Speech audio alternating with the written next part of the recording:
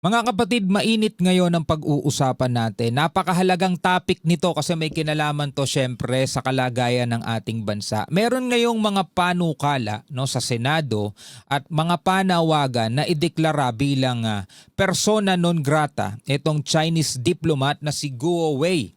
No? Pinag-aaralan yan mga kapatid ng Senado. Pero mga kapatid, meron akong nabasa dito sa Facebook. Di ko alam kung meron ng official statement ang China, pero ang sabi mga kapatid no nitong post na to, yan, sabing ganoon, Chinese officials iginiit na handa silang isarado ang Chinese embassy kung sakaling edeklarang persona non grata ang sinumang Chinese diplomat.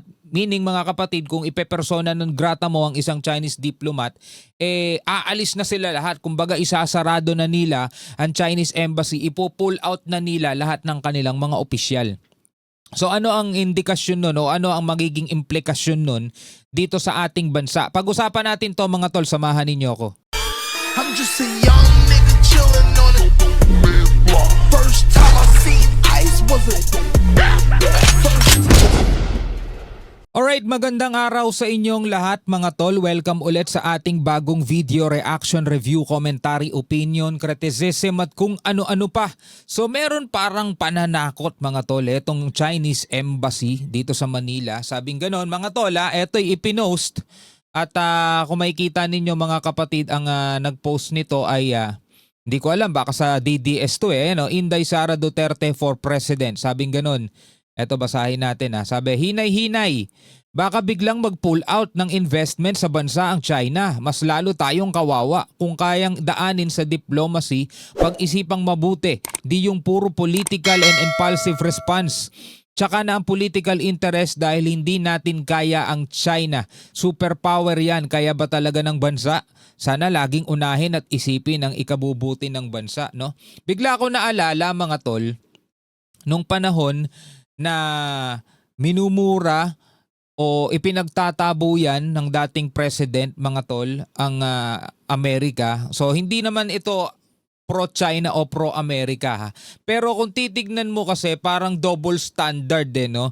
Ngayon mga kapatid, na nakikipagsagutan ng ating mga opisyal at iginigiit na itong China talagang sila naman ang nambabastos dun pa lang sa karagatan sa West Philippine Sea. Maraming mga galing dun sa kabilang panig mga tol, alam nyo na, mga pro-China, at galing mga kapatid dito sa isang political party na tinatawag ng marami na DDS, ang mga bumabatikos na ngayon no, sa mga senador, sa Coast Guard natin, particular kay PCG Commodore J. Tariela, at sinasabing very unprofessional, naka-uniforme pa siya at pinagginagawa niya ng caricature etong presidente ng China at binabastos mga tol. Pero ano kaya ang masasabi nila kung babalikan natin mga tol yung naging asal naman ng dating Pangulong Duterte sa Amerika? 'Di ba? Kasi kung pagbabasehan natin, halos pareho lang, magkaiba lang ng bansa. Sa atin, pinapalagan natin sa pamamagitan ng dialogo, sa pamamagitan ng pakikipagsagutan etong China, ganun din naman ang ginagawa ng dating presidente sa Amerika. So pag Amerika ang ipinagtutulakan palayo, minumura palayo at pinagtatabu yan, okay lang. Kapag China, kailangan maging professional, wag nating galitin ng China, malaking bansa yan mga tol. Well, hindi na ako siguro magpe-play ng video pa rito, pwede nyo namang i-search yan. Yung mga lumang video ng dating Pangulong Duterte kung paano niya itrato mga tol, 'di ba? Etong US. Ngayon, eto na. Merong pananakot. Sabi rito, kung sakaling ideklara persona non grata ang sinumang Chinese diplomat, handa umanong isama ng ambasador ang buong public diplomacy team ng Chinese embassy. As a team, we stay or live together. No? So pag pinersona non grata mga tol, etong isang Chinese diplomat, buong embassy aalisin nila. So ano ang implikasyon nun mga tol dito sa ating bansa? Syempre maaapektuhan mga tol yung ating bansa. 'Di ba? Maaapektuhan tayo. Short term, oo, pero malaki, mas malaki mga kapatid ang magiging epekto rin sa kanila, 'di ba? Unang-una mga kapatid, bakit ba mas masakit, no, para sa China? Yan. Dahil mga tol, unang-una mawabawasan sila ng impluwensya dito sa Pilipinas. Marami ako nababasang comment, sinasabi nila, ayan, sige, makipagsagutan pa kayo sa China, kawawa naman yung mga OFW natin na nandoon sa China. O wag niyong kakalimutan, marami ding Chinese dito sa Pilipinas. Di ba? Hindi lang tayo ang merong kababayan doon, maging sila merong kababayan dito. Nakalimutan nyo? O tapos mga kapatid, ano pa ba ang mga magiging epekto niyan? Siyempre mga tol, kapag tayo ay tuluyang iniwan ng China, well hindi naman ito automatic na maaapektuhan yung trade natin, yung trade, yung impluensya, kasi ang mga Chinese more on business talaga sila. No, more on business talaga sila mga tol, hindi nila papayaga maapektuhan yan, maniwala kayo. Siyempre dito, mas magkakaroon ngayon ng impluensya ang Amerika kaysa sa kanila, which is napaka wrong decision para sa kanila noon mga tol. Kung titignan natin mga kapatid, yung impluensya ng China dito sa Pilipinas, matagal nang nandirito yan. Bago pa man dumating ang mga Kastila, malaki na ang impluensya rito ng China. Ngayon hindi nila papayagan na basta-basta masira yun. Well, nangyari naman yan sa ibang bansa, may mga embassy na nagsara pero later on ibinalik din naman nila. Depende kasi yan mga tol. Halimbawa nagpalit tayo ng presidente tapos medyo malapit sa kanila. Natural, babalik ulit yan mga tol. Kaya panandalian lang yan. Kung sakaling isara nila yung embassy na yan mga tol, hindi magtatagal yan. Babalik at babalik yan kasi nga magkakaroon ng malaking epekto yan sa kanila. No? Mas lalakas yung Pilipinas at US alliance, which is mas lalo sila ngayong mahihirapan angkinin etong West Philippine Sea o etong South China Sea, mas lalong papasok ang Amerika dito, mawabawasan sila ng impluensya. Hindi nila papayagan yon mga tol. 'Di ba? Mawawala yung diplomatic presence. 'Di ba? Yung lobbying power nila, yung pagkonekta nila sa mga rito, sa mga matataas na opisyal para makontrol nila ang Pilipinas mga tol, medyo mababawasan yon, medyo malaking impact sa kanila yon. At saka yung tinatawag na narrative control. Diba? Kasi alam nyo naman mga tol siguro yung iba puro sa gera nakatuon, no? Sa gera sila kumbaga yun yung naratibo nila, baka gerahin tayo ng China. Hindi mga tol, mas malalim pa ang China, hindi sila ganun kababaw. Hindi sila papasok agad sa gera, mas malalim sila mga tol. No, ginagawa niyo naman tanga ang China, hindi sila ganun kababaw na makikipaggera agad. Di sana matagal na nilang ginawa sa Taiwan 'yan. Meron silang estratehiya mga tol. Marami silang strategic propaganda, dun sila mahusay. Dahil kung tatandaan ninyo mga tol, hanggang ngayon, ginagamit pa rin nila yung art of war. Diba? Ginagamit pa rin nila yon mga tol. Inaalam nila yung kahinaan ng kalaban, inaalam nila kung sino yung kalaban, at napagpaplanuhan nila kung paano nila tatalunin yun nang hindi na dumadaan pa sa pakikipaggera. Kasi mga tol, malaki ring impact sa ekonomiya nila yon, lalo na ngayon nagkakaroon ng malaking problema ngayon dito sa China.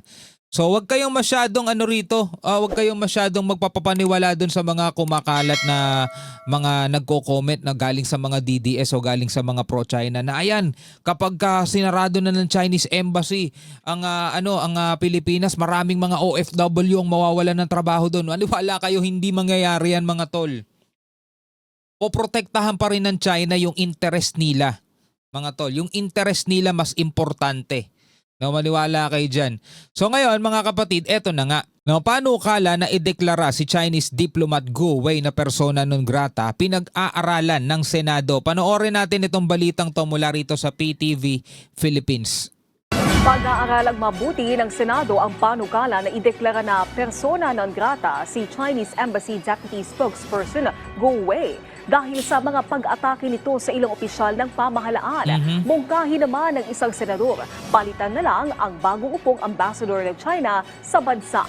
Si Luisa Erispe sa sentro ng balita. Mas mild yung dati. Parang namimiss ko tuloy si Wang Xilian. Naalala niyo yung dating ambassador ng China, no? Parang namimiss ko tuloy siya. Kasi etong bago mga tol, medyo mas bata, medyo mas agresibo. Iba yung niya, iba yung approach niya. Hindi katulad nung nakaraan, mild lang. Ito, nakikipagsagutan at kumbaga, hindi mo rin maintindihan kasi rito sa ibang mga tao rito sa Pilipinas, no?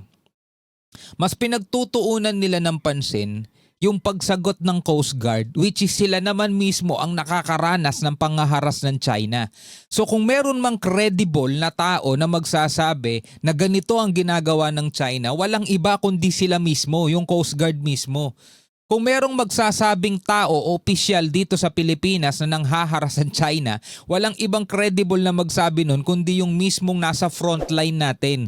Yung mismong binobomba ng water cannon, yung mismong nakakaranas ng mga yon. Pero hindi ko alam kung bakit yung ibang tao rito mga tol mas nakatutok doon sa sinasabi ni Commodore J. Tariela kesa doon sa ginagawa ng China na paglapastangan mga tol sa ating karapatan sa dagat. Kahit ako hindi ko magets yun eh. Kayo, comment nga kayo sa ibaba mga tol, no? Tila napikon na ang liderato ng Senado sa kaliwat kanang pasaring ng Deputy Spokesperson ng Embahada ng China na si Guo Wei. Pero bibigyan ko kayo ng warning. Not all politicians na nagbibigay ng opinion at tumutuligsa dito sa China is masasabi nating kakampi talaga natin. O, linawin ko lang sa inyo mga tol, not all politicians na bumabatikos dito sa ginagawa ng China is kakampi ng madlang Pilipino. Bakit? Kasi yung iba dyan mga tol, merong pansariling interes. Ipinoposisyon na nila yung sarili nila para magkaroon ng simpatsya sa mga darating na halalan. O, tandaan ninyo pangalan ko, isa ako sa bumati ko sa nang aapi sa ating bansa. Pero mga tol, tatandaan nyo, meron pang issue rito sa Pilipinas. Baka nadadivert na nila. Merong matinding korupsyon dito sa Pilipinas. Baka nakakalimutan nyo yun. Okay? Oo, meron tayong iniisip at inaasikasong problema rito sa West Philippine Sea. Pero wag nyong kakalimutan, diba? Yung mga politicians na yan, na tila ba merong mga pinagtatakpan na hanggang ngayon na hindi pa rin talaga nakukulong kung sino man yung mga nagnakaw na yon. Sabi sa inyo mga tol, kahit ano pa yung political affiliations o party ninyo, pagdating sa usapang ating soberanya, dapat nagkakaisa tayo. Pero huwag kayo sa politiko tumingin, doon sa mga pahayag. Hindi porket sinang-ayunan natin yung pahayag niya, dapat nyo na rin siyang pagkatiwalaan sa susunod na halalan. O, gusto ko lang ibigay sa inyo yung warning na yan.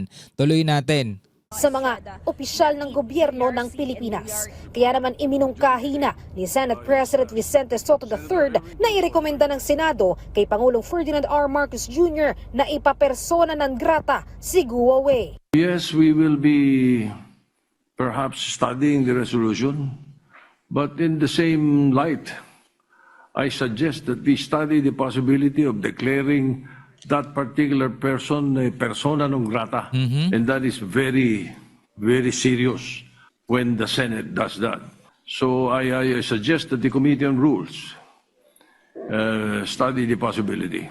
Sa gitna kasi ng pagtalakay ng Senado sa Resolution number 256 na pinirmahan ng 15 senador na kinundina ang umano'y panghihimasok ng Chinese Embassy sa internal affairs ng gobyerno ng Pilipinas, pinapaliwanag pa ng mga pumirmang senador ang kanilang pagsuporta sa resolusyon. We know this pattern. The harsh public statements against Philippine officials are part of a wider strategy to harass and to intimidate those who defend our maritime rights, to discredit our legal victory before the arbitral tribunal. China had no respect for the 2016 arbitral ruling and for the international law, just as they had no respect to our fishermen, even water cannoning them, to the Philippine Coast Guard and the Philippine Navy patrols, and recently to the elected senators of this republic. Ulitin ko mga tol, higit kanino man dito sa mga nakasuit na to, dito sa mga naka-Amerikanang to, dito sa mga nagsasalita, higit kanino man, mas lalo ninyo dapat pakinggan yung mismong nakakaranas ng pangwawater cannon ng China. Diba? Yung mga mangingisda, diba? Ano bang mapapala nila kung mag-iimbento sila ng kwento? Kung halimbawa naman mga tol, yung mga mangingisda natin, hindi totoo na hinaharas sila, hindi totoo na nahihirapan sila mangisda. Anong epekto pagka gumawa sila ng kwento, pagka nag-imbento sila ng kwento, di ba? Ang problema, hindi naman sila nag-iimbento ng kwento eh. Totoo yung istorya nila na nahihirapan talaga sila manghuli dahil parang 30 nautical miles pa lang, 50 nautical miles doon sa Bajo de Masinloc, hinaharang na sila ng mga Chinese Coast Guard. Sa BFAR natin mga tol, hindi naman AI yung mga napapanood natin eh. Hindi naman mga gawa-gawang video lang yun eh. Yung mga nakikita natin na wina-water cannon sila ng China. Diba? Ngayon, kung meron mang credible na tao na magsasalitang ganito ang China, nangaharas sila, bully sila, wala na kayong ibang pakikinggan kundi mismong yung mga nandoon, nakasakay sa karagatan, yung mga nasusugatan, naputulan ng daliri, diba? Nagkaroon ng pinsala sa katawan dahil tinamaan ng bubog dahil sa lakas ng pressure ng water cannon ng China. Sila yung magsasabi, hindi yung mga political analyst dyan, diba? Na todo po na sila doon sa pagsasalita ni Commodore J. Tariela. Diba? Todo po na sila dun sa pagsasanita ni Commodore J. Tariela. Hindi daw dapat gano'n, naka-umipormado pa daw siya. Samantalang dati yung presidente natin minumura yung EU, minumura yung Amerika, minumura yung mga media ng Amerika, pinapalis yung mga sundalo, pero okay lang sa kanila yun. Diba? Ngayon sa China, pumapalag tayo dahil kasalanan din naman ng China. Sinasagad nila yung pasensya ng Pilipinas eh. Diba? Sinasagad nila eh. Buti nga hindi tayo umaabot sa water cannon kasi para lang tayo nagpusit-sit ng water gun sa kanila eh. Napakalalaki kasi ng mga barko nila eh. Pero sa ganitong paraan na nga lang tayo pumapalag eh. Pinipigil pa. Diba? Tuloy natin. We will not tolerate statements or actions that demean our officials, undermine our sovereignty, or erode our national dignity. There comes a time when a nation must speak with clarity and firmness. And that time is now, Mr. President. Iminungkahi ni Senator J.V. Ejercito na palitan na lang ang bagong upong ambassador ng China. Palagay ko, oo. Huwag na nila iporsona ng grata. Palitan na lang. Mag-request na lang sila na baka pwedeng palitan. Pero alam ko si PBBM ang nakakaano niyan eh. No? Pero kung ipapalitan nila, ganun din, baka mas malala pa. Katulad dati, di ba, gusto natin palitan si Wang Xilian. Nung pinalitan, parang balik nyo na lang ulit si Wang Xilian. Huwag na tong bago ngayon. Kung ganito po ay dapat siguro, ay hindi pa naman natin idideklara person ng grata, pero kung ganito ay sana'y palitan po siya dahil hindi nakakatulong sa tensyonado ng sitwasyon ng ating bansa. Ang ambassador sana po ay dinadaan sa diplomasya para maayos, maging maganda ang relasyon ng China at Pilipinas. Pero tignan nyo yung China, di ba? Suportado nila yung ambassador nila, di ba? Pero yung Coast Guard natin mga tol, hati. May mga sumusuporta, meron ding hindi.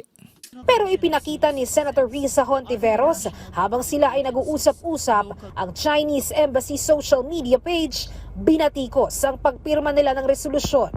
Ni-repost nila yung visuals ng 15 senators condemn Chinese embassy's criticism of Philippine officials. Ang ibig sabihin sa post niya, hindi daw tatayo yung ating pagkondena sa mga pinagsasabi nila bago pa ang araw na ito at hindi tatayo yung ating iginigiit na may karapatan at tungkulin tayong itaguyod ang pambansang interes. Dito na nag-ugat ang suhestyon na ipapersona ng grata si Guo Wei. Suportado naman ito ng sponsor ng resolusyon na si Senator Kiko Pangilinan.